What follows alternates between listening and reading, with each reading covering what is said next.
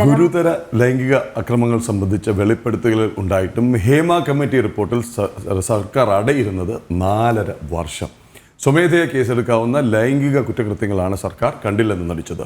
തുടർ നടപടികൾക്ക് ഇരകൾ പരാതി നൽകണമെന്ന സർക്കാർ നിലപാട് പ്രമുഖരെ സംരക്ഷിക്കാനെന്നും വിമർശനം ഉയരുന്നുണ്ട്. 2019 ഡിസംബർ 31-നാണ് ഹേമ കമ്മിറ്റി റിപ്പോർട്ട് സർക്കാരിന് സമർപ്പിക്കപ്പെട്ടത്. പിന്നീട് 4.5 വർഷങ്ങൾ കഴിഞ്ഞ് 2024 ഓഗസ്റ്റ് 19-നാണ് റിപ്പോർട്ടിലെ കുറേ ഭാഗങ്ങളെങ്കിലും വെളിച്ചം കണ്ടത്. അതും മാധ്യമപ്രവർത്തകർ അടക്കമുള്ളവർ നടത്തിയ വിവരാവകാശ പ്രവർത്തനങ്ങളുടെ ഫലമായി. പ്രമുഖ നടന്മാരടക്കമുള്ളവർക്കെതിരെ ഗുരുതര ആരോപണങ്ങൾ ഉൾപ്പെടുന്ന പ്രസക്ത ഭാഗങ്ങൾ ഇന്നും കാണാമറയത്താണ്.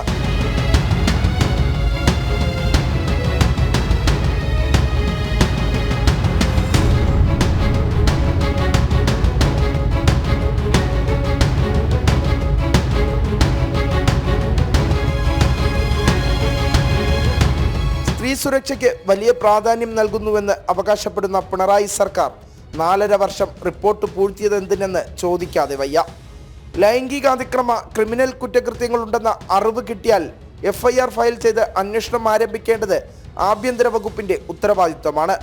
മൊഴികളുടെ രഹസ്യാത്മകത നിലനിർത്തിക്കൊണ്ട് തന്നെ അന്വേഷണം നടത്താൻ പോലീസിന് കഴിയും. പുതുമുഖ നടികളടക്കം കാസ്റ്റിംഗ് കൗച്ചിന് വിധേയരാകുന്നുവെന്ന വെളിപ്പെടുത്തലുകൾ പോക്സോ അടക്കമുള്ള ഗുരുതര കുറ്റകൃത്യങ്ങൾ നടക്കാനുള്ള സാധ്യത സൃഷ്ടിക്കുന്നു. റിപ്പോർട്ടിൽ മറച്ചു പിടിച്ചിരിക്കുന്ന ഭാഗങ്ങളിലെ വിവരങ്ങൾ പുറത്തു വന്നാൽ വിഗ്രഹങ്ങൾ ഉടഞ്ഞു വീഴുമെന്ന് സാരം.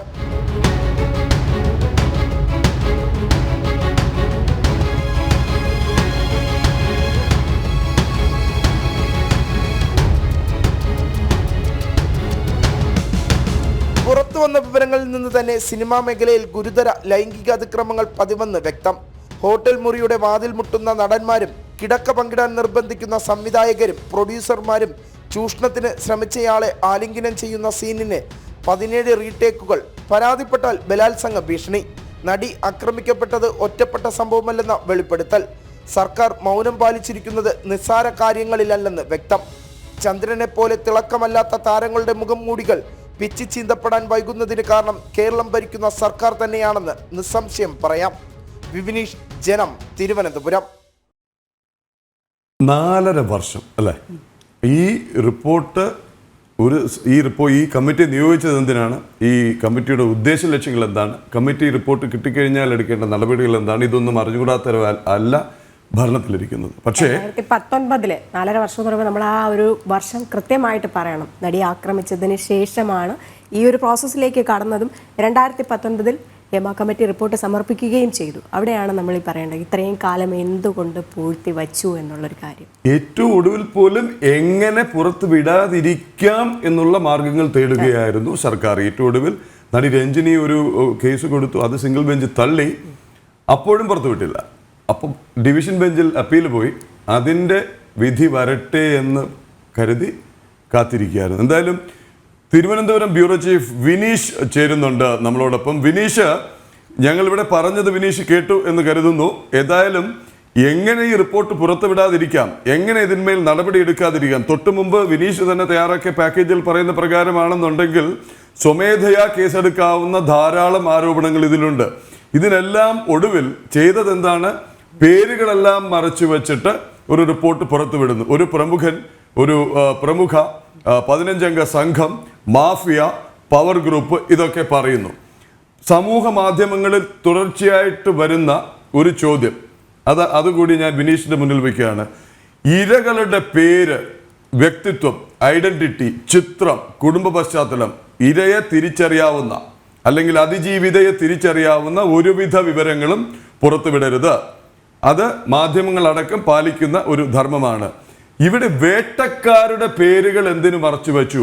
വേട്ടക്കാരുടെ ഐഡന്റിറ്റി വെളിപ്പെടുത്താൻ മടിക്കുന്നത് എന്തിന് എന്നുള്ള ചോദ്യം കൂടി നമ്മുടെ മുന്നിലുണ്ട്. വിനീഷ്,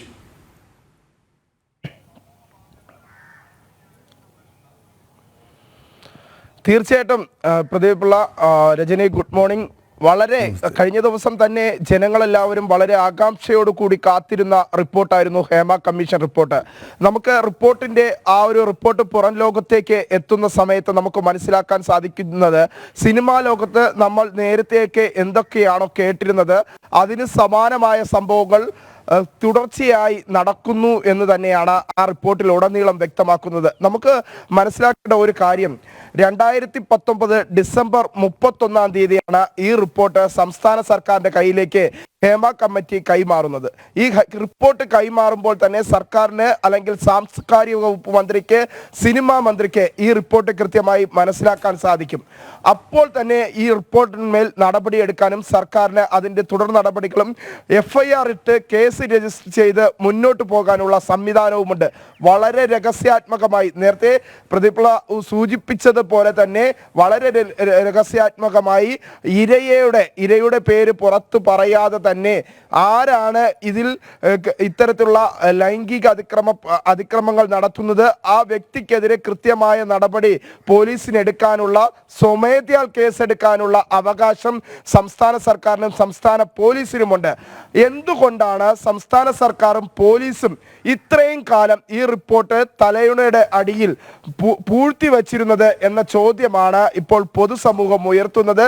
കൃത്യമായി പറഞ്ഞാൽ സർക്കാരിന്റെ കയ്യിൽ ഒരു റിപ്പോർട്ട് ലഭിച്ച് 4.5 വർഷം പിന്നിട്ടിട്ട് പോലും സർക്കാർ ഈ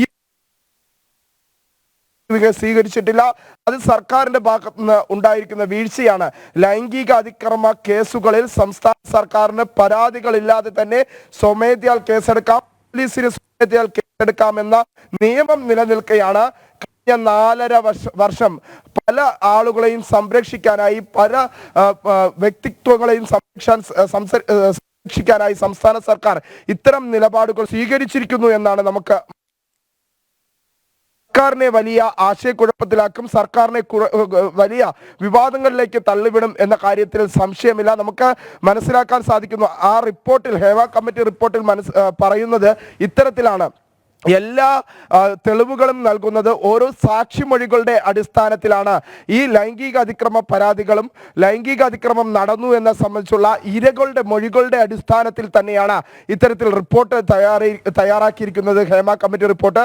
ആ ഹേമ കമ്മിറ്റി റിപ്പോർട്ടാണ്, ഇരകളുടെ മൊഴികളുള്ള ഹേമ കമ്മിറ്റി റിപ്പോർട്ടാണ് സംസ്ഥാന സർക്കാർ യാതൊരുവിധ നടപടിയും സ്വീകരിക്കാതെ, ലൈംഗിക അതിക്രമ പരാതിയും മൊഴിയുമുള്ള ഒരു സംഭവത്തിൽ യാതൊരുവിധമായ നടപടിയും സ്വീകരിക്കാതെ സംസ്ഥാന സർക്കാർ കഴിഞ്ഞ 4.5 വർഷം ഈ റിപ്പോർട്ട് പൂഴ്ത്തിവച്ചിരുന്നത് എന്നാണ് നമുക്ക് മനസ്സിലാക്കാൻ സാധിക്കുന്നത്. ഇനിയും ഈ റിപ്പോർട്ടിലെ പ്രസക്തമായ ചില ഭാഗങ്ങൾ പുറത്തു വരേണ്ടതുണ്ട്. നേരത്തെ പ്രതിപിള്ള സൂചിപ്പിച്ചതുപോലെ തന്നെ എന്തുകൊണ്ട് ഈ ഒരു പ്രതികളെ സംരക്ഷിക്കുന്ന നിലപാടെടുക്കുന്നു, പ്രത്യേകിച്ച് അതിജീവിതയെ സംബന്ധിച്ചുള്ള നിലപാട് അല്ലെങ്കിൽ അത്തരത്തിലുള്ള വിവരങ്ങൾ പുറം ലോകത്തേക്ക് വിടില്ല, പ്രത്യേകിച്ച് മാധ്യമധർമ്മം അത് തന്നെയാണ്. പക്ഷേ എന്തുകൊണ്ട് പ്രതികളെ സംരക്ഷിക്കാനുള്ള ഒരു നിലപാട് സംസ്ഥാന സർക്കാരിന്റെ ഭാഗത്തുനിന്ന് ഉണ്ടാകുന്നു എന്നതാണ് പ്രസക്തമായ ചോദ്യം. സർക്കാർ കഴിഞ്ഞ 4.5 വർഷം ഈ ഹേമ കമ്മിറ്റി റിപ്പോർട്ടിൽ ലൈംഗിക അതിക്രമം നടത്തിയ പ്രമുഖ വ്യക്തികളെ സംരക്ഷിക്കാനുള്ള ഒരു നിലപാട് തന്നെയാണ് ഈ റിപ്പോർട്ട് പൂഴ്ത്തിയതിലൂടെ നടത്തിയിരിക്കുന്നത് എന്ന കാര്യത്തിൽ സംശയമില്ല. സ്വമേധയാൽ കേസെടുക്കാനുള്ള അവകാശവും സംസ്ഥാന സർക്കാരിനുണ്ട്, നിയമസംരക്ഷണവുമുണ്ട്.